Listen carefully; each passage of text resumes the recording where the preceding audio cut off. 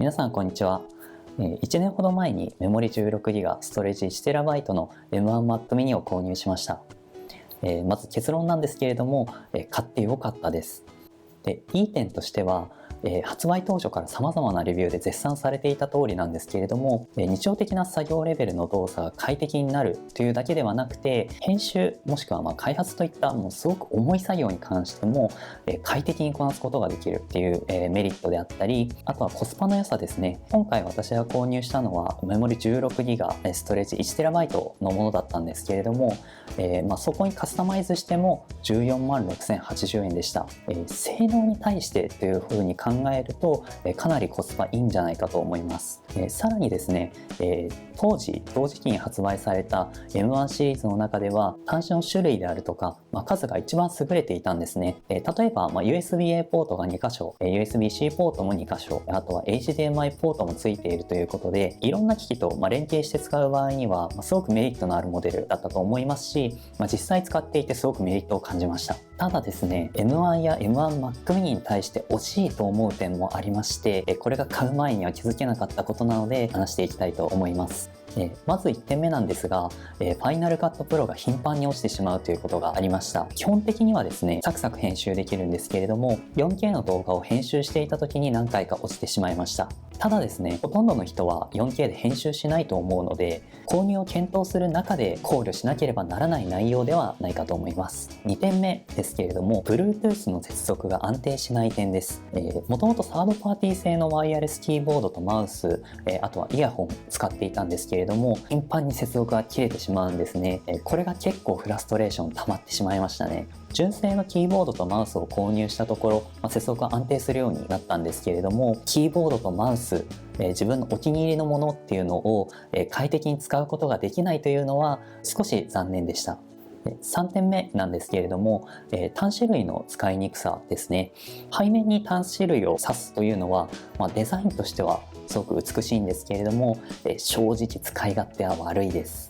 私は今マジックキーボードとマジックトラックパッドを使っているんですけれども、充電する時にはいちいち背面を覗き込んで差し込む必要があるのでちょっと面倒です。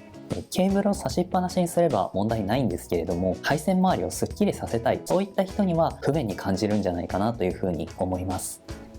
4点目はイヤホン周りですね。これは自分の Mac mini の不具合かもしれないんですけれども、イヤホンジャックにイヤホンを挿した状態で起動すると、イヤホンが認識されずにスピーカーから音が鳴ってしまうんですよ。起動するためにイヤホンジャックにイヤホンを挿すのは面倒なんですよね。さらにですね、先ほど話したようにイヤホンジャックの場所は背面にあるんですけれども、この配置がですね、抜き差ししづらい場所にあります。見ていただくと分かるようにですね、USB ポート、2つ配置されているところの下にイヤホンジャックがあるんですけれども、ここは仮に USB ポートに何か接続している場合ですね、イヤホンの抜き差しに関してはちょっと抜きにくいっていうのがありまして、そういったところもちょっと惜しいなというふうに思ってます。